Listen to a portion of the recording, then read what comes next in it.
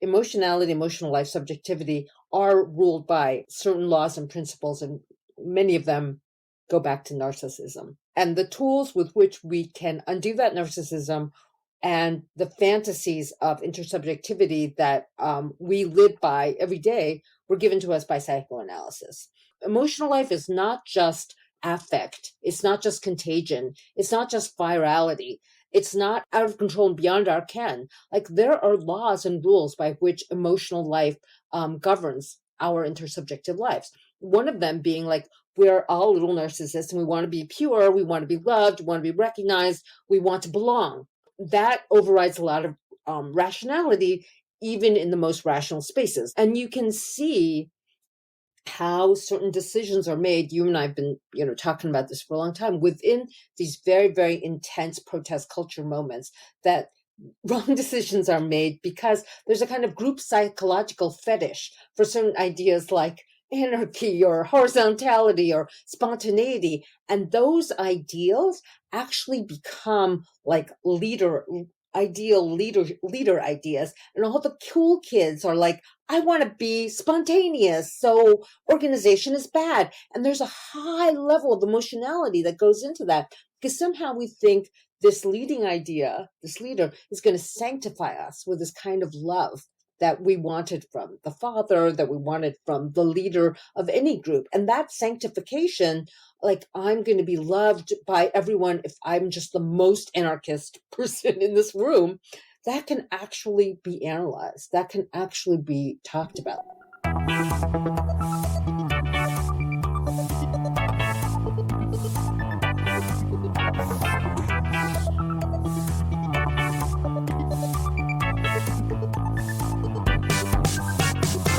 Milan ou Tripoli, Vilnius ou Benghazi, Paris, Moscou, on fait le bunga, bunga, Bangkok ou Bogota, Le Caire ou Jakarta, Gustavia, on fait le bunga, bunga, Stockholm ou Monaco, ou Montevideo, Oslo, Tokyo, on fait le bunga, bunga.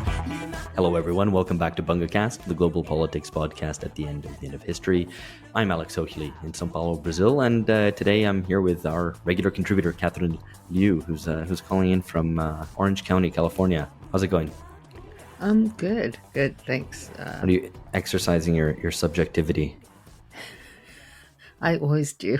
That's good. No, that just wanted to check. Actually, I asked that to everybody as soon as they come on the podcast, just to start off on that basis. So for listeners, this is part of our series on the politics of feelings, on the emotional turn. That series called Emotion Sickness. And just to fill you in on what you may have missed up till this point, we have had Nina Power on the podcast talking about anger and repression, talking about evil as well, which isn't an emotion, but we tried to tease out what the relationship between those things might be. Ashley Frawley was also on the podcast talking about the politics of happiness, the turn towards resilience, the role that vulnerability and questions of mental health play in contemporary culture and politics. And we also talked about the affect of the post-populist decade that we're moving into, the withdrawal from hyperpolitics. We talked in the context of an essay that I've written for the forthcoming issue of Damage magazine, which you can check out as soon as that comes out, which I think is in the coming weeks. So that's a lot of talk about affect, a lot of talk about the emotional turn, I think, which maybe has followed what is known as the cultural turn, which I think people might be more familiar with. The emotional turn is maybe a term that hasn't been that widely discussed. But today we're going to talk with Catherine. We're going to have a conversation about melodrama and the decline of the bourgeois subject.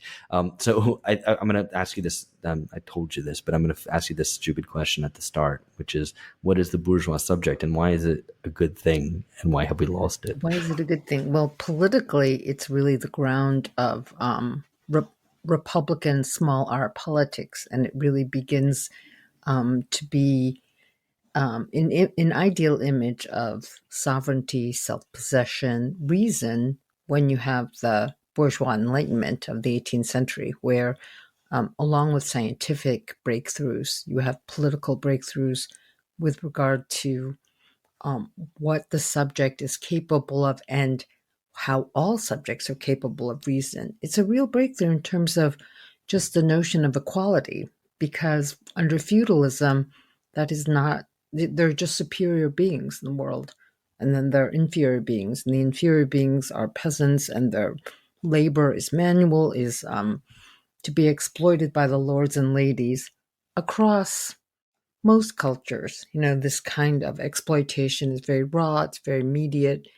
And fortunately or unfortunately, this notion of equality and the capability of reason given to every human being really is an ideal that's born in the European 18th century. And all of those attempts to decolonize it, because it is also a period of time of colonial expansion, doesn't really get to the heart of this question, which is, what is democracy and how is it exercised politically outside of the realm of private life with regard to this new thing that Jürgen Habermas called the public sphere.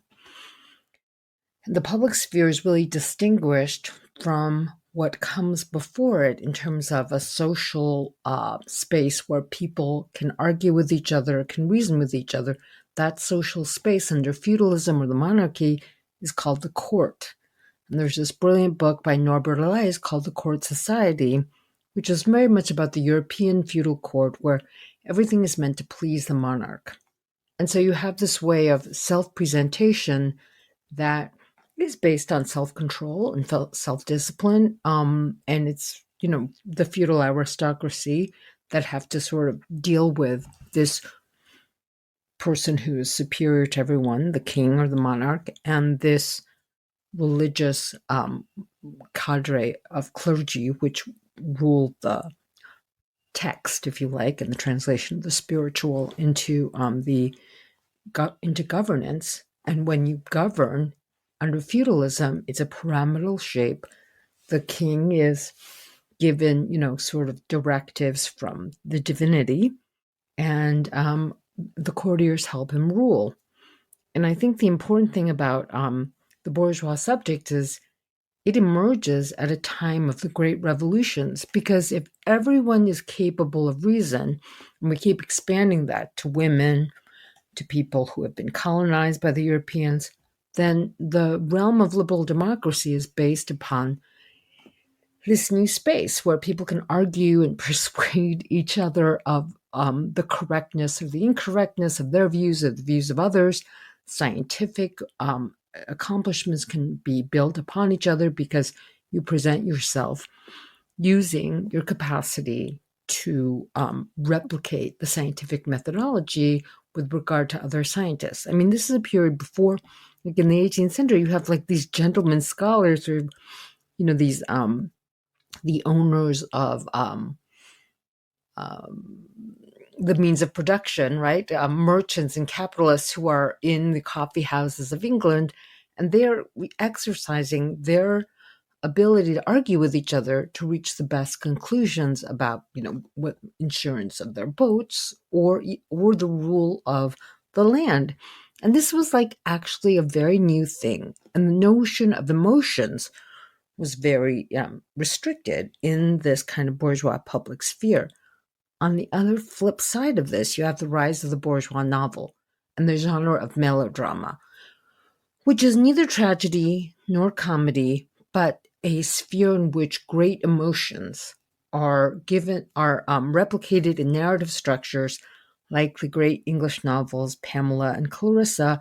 You have these innocent victims and these pure servant girls who are being exploited by, rapine masters. And you have a whole new level of literacy where young women and women are reading these novels and identifying with these women and their ability to have emotions. And the bourgeois subject then is forged on the one hand with the public sphere of reason, and on the other, on the gendered side, with female side, with this new idea that my emotions and the emotions of others can be shared and communicated and give us a kind of purity. It evolves into the 19th century Victorian, angel of the house and everything else. And of course, it's very oppressive when women have to bear all the emotions and men are out there debating stuff in the public sphere. But this was truly revolutionary because the everyday life of the emotions was discounted almost universally across the board by a kind of martial, feudal, monarchical, oppressive ancient regime. Right. So you have, like, maybe in the Greek epics or in these very hierarchical, even slave owning societies, like the people of leisure can have emotions and the aristocracy can emotions. Those emotions are really important. And it's really in the bourgeois subject who says, my emotions are important. I'm not noble. I'm an everyday woman, but my feelings and my ability to identify my feelings and experience them and communicate them are giving me a new kind of sovereignty with regard to the social sphere. So I think a lot of, I mean, on the contemporary left especially, people give short shrift to this notion of the bourgeois subject. They're a bit sniffy about it often because it seems like an abstraction, often because it's a bit hoity-toity or it's overly rational and no place for emotions or inner life, it seems, which is very much the contrary. I mean, Right. you've just been saying. I think we're going to double back to this, but maybe I'm just going to ask you this very basic question, which is, what is melodrama? I think people know what melodramatic means, but I don't know if people are. I don't have I think, a very clear idea of what a melodrama is. Okay. Well, melodrama is really a mode of drama that is a popularized and sort of lowbrow form of drama or tragedy, right? And it's really becomes like a new genre between tragedy and the novel when in the 18th century, when people are trying to figure out, like, what is the proper way to behave in an enlightened world, and when women are becoming more and more literate, they're not allowed to go to universities, but they have tutors. Aristocratic bourgeois women have more leisure time, and people start writing novels for them and writing novels about them. And the great inventor of melodrama is Jean-Jacques Rousseau, actually, because a lot of his work is written, even his philosophy is written in the mode of melodrama. There are innocent victims, there are evil and nefarious forces, and the innocent victim has to go through a series of trials to prove his or her virtue, and impossible love and romance that falls outside of the institutional constraints of transactional marriage is the highest form of romance. So you have, like, forbidden love becoming like a very bourgeois thing, becoming adultery in Rousseau's case. But, he was in love with this married woman, and, he really writes about all of his feelings about her. And this exploration of feelings then translates into other novels, like I was saying, Pamela and Clarissa in the 18th century, where you have innocent servant girls and horrible lords and ladies who employed them. And in the case of Pamela, she's a victim, she's raped, she dies. In the case of Clarissa, she becomes more powerful and evil like her employers. But this idea of the innocent victim really comes from the bourgeois subject, the bourgeois subjectivity as was forged in the 18th century. And it was very entertaining for people to read these novels and to see these plays, because they were less about lofty people who were distant from us, but, like average, ordinary bourgeois people who were neither working class nor noble, but literate, with extra leisure time to think about their feelings. And so you have this kind of like translation then into like vaudeville when you think of early cinema, where you have like, or vaudeville plays where you're like, I can't pay the rent. You must pay the rent. I can't pay the rent. I can't pay the rent. You must pay the rent. And then you have the hero come in, I'll pay the rent. And so innocent victim, usually a woman rescued by, the male savior or whatever, and these evil oppressive forces. It's also a way for people to figure out how, especially women, to deal with the marketplace, right? You have suddenly this idea that bourgeois people are choosing to marry people they love. But of course, all marriage is all about calculation, as Jane Austen shows us. And so then, where is the proper place for feeling when you have this kind of new idea that you can choose your you can choose your spouse? right? This was not in feudal societies, and still in places like China and India, you kind of can choose your spouse, but not really. But this idea of the bourgeois subject is that I am in charge of my genitals. It's not I'm not serving my family. I'm going to look for genital satisfaction with a person that I want to choose. And so how does that love blossom? What is that love about when so much of marriage had been part of chattel slavery, transactional alliances? The brutality of pre-bourgeois marriage was all about,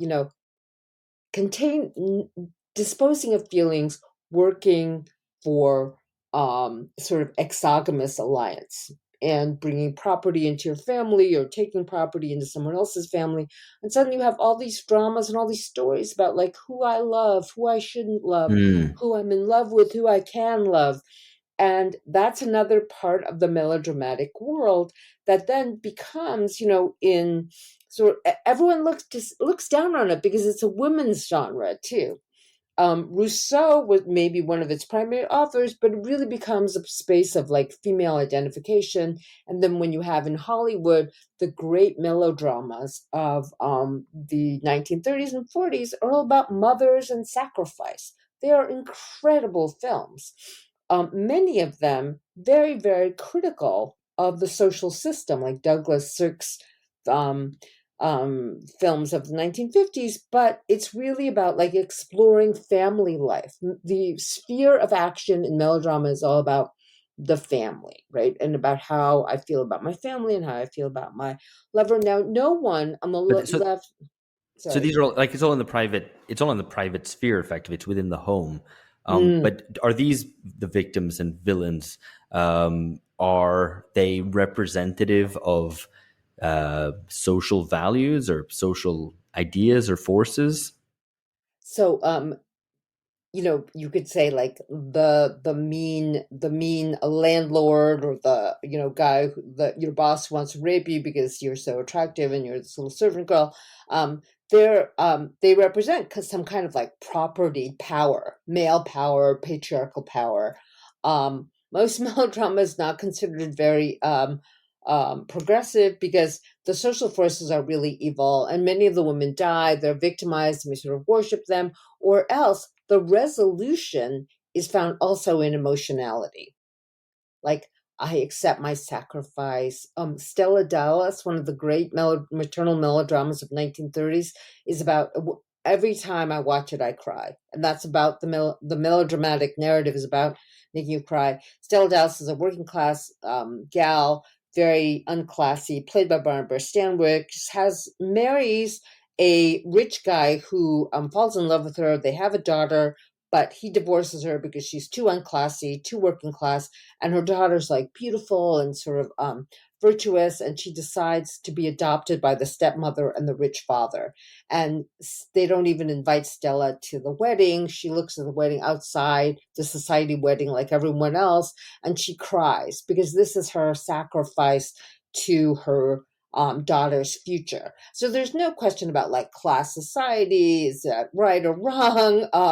Why does she have to make the sacrifice? Why is she so looked down upon because she's working class and vulgar? It's all about this incredibly beautiful act of sacrifice that she performs, and all of those feelings that it evokes in the audience, and the way that Stanwyck plays about it. It's all about class, and it's all about this tragic woman, and the protagonist is often a woman.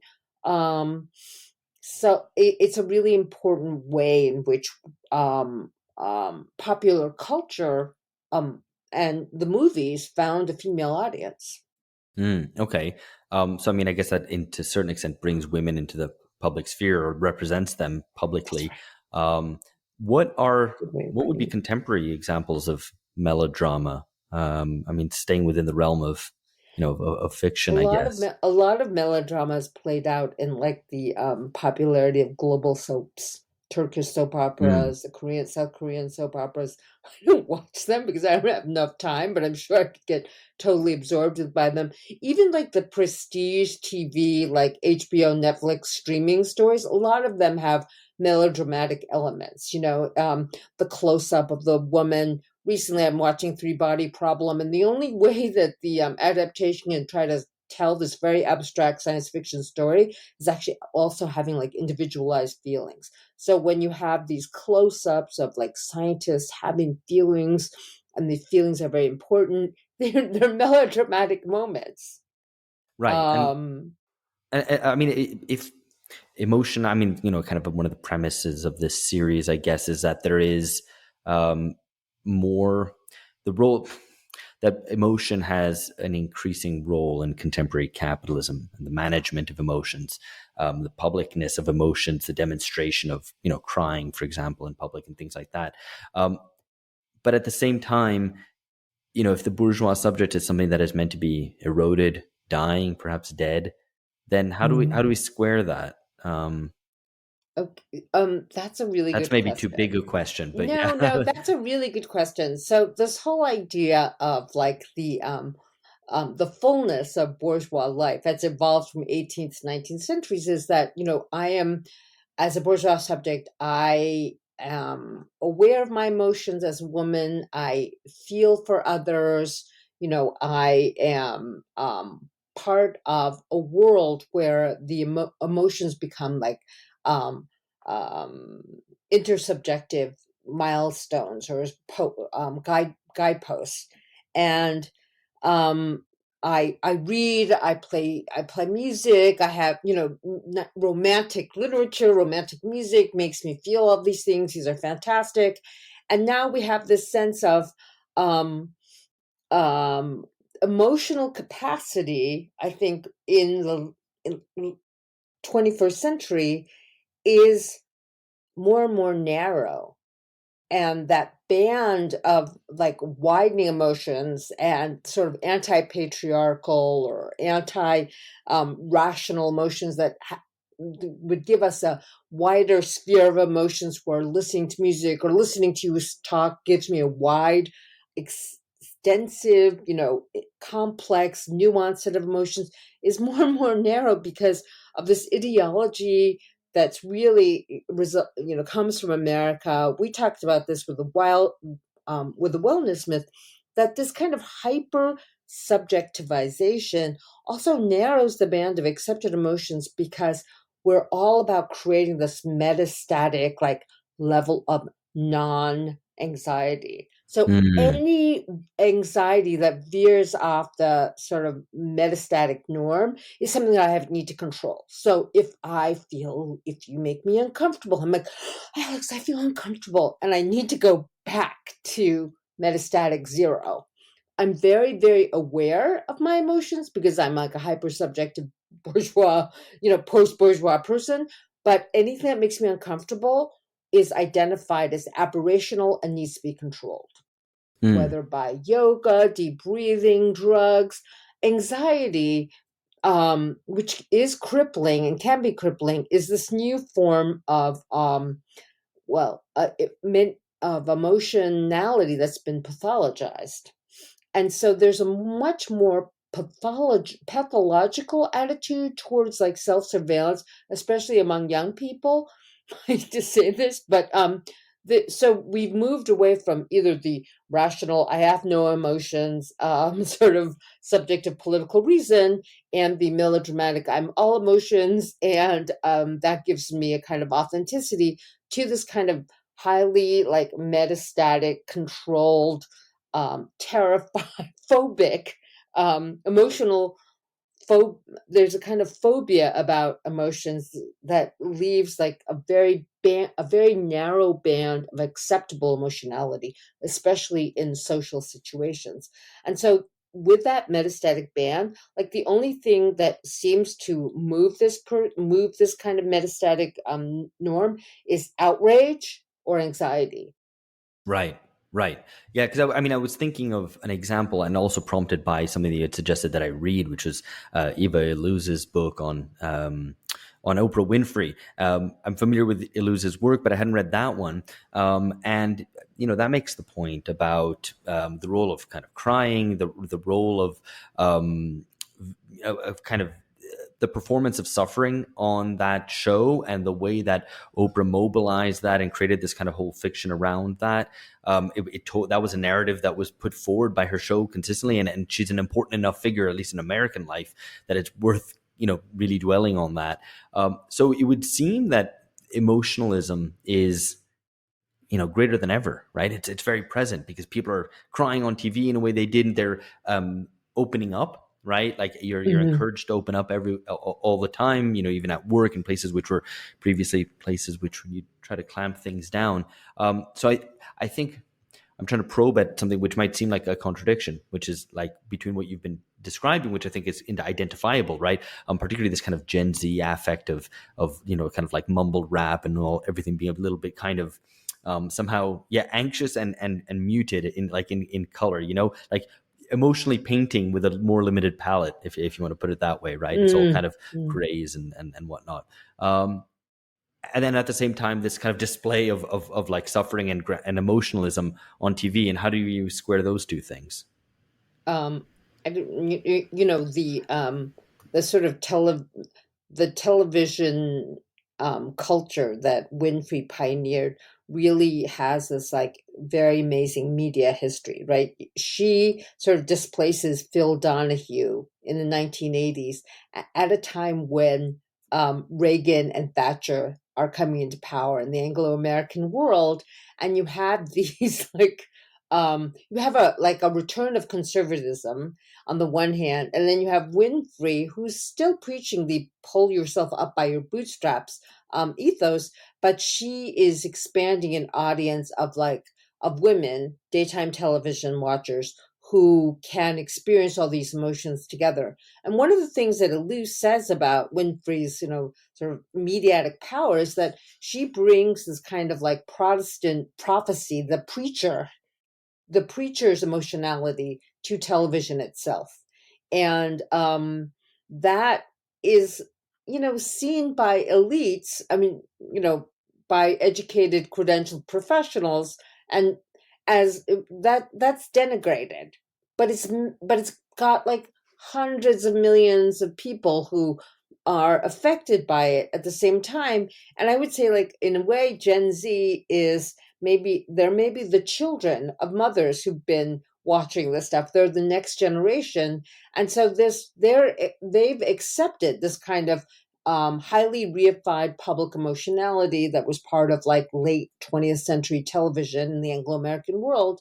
And a lot of it, Illouz points out too, is carnivalesque stagings of like really excessive scenes. It's got freak show aspects to it. It treats the working class as spectacle, and Winfrey becomes herself, as she becomes more and more successful, more and more highbrow, more and more appealing to professional people. But I think that the children who have been part of this world or who grew up in these households, emotionality is no longer taboo.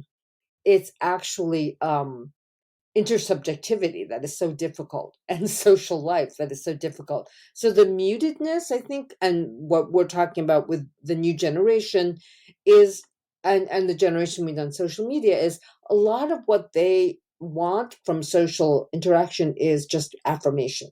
Like, yeah, I know how that feels. And even like therapists asking, this is a whole other story, like, how does that make you feel? That's not a fucking therapeutic statement to say, actually, in the psychoanalytic terms, right? You're supposed to just be like, let the subject free associate. But in Anglo-American, middlebrow therapy, people are always like, you're like, yeah, my father marched out of my room and slammed the door. And you should pause and say, and let that person, come up with their next association. But this kind of like the therapeutic goes, and how does that make you feel? Yeah. Not what does that symbolize for you, for example, or yeah. Do you need to ask me how that made me feel? Like there's no lacunae that cannot be filled with feeling. Right. And it seems like something which is in search of connection, of connectivity.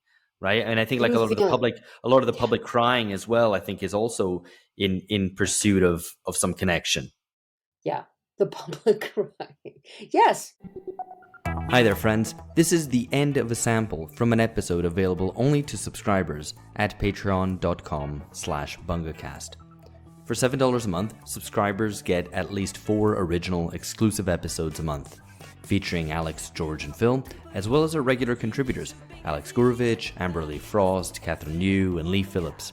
We've got episodes on current affairs, extended interviews, exclusive episodes on theory, history, culture, docuseries, analyses of film, and our responses to listeners' questions and criticisms.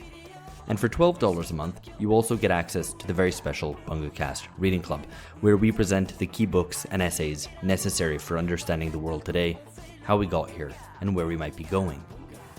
Of course, if you just want to try us out, there's also a $3 entry tier giving you 1 exclusive episode a month. We do hope you'll join us. These are turbulent times, and ideologically confused ones as well. We tried to find some political clarity so that we might move beyond the age of bunga bunga. Dakar ou Brasilia, Koweït, Hong Kong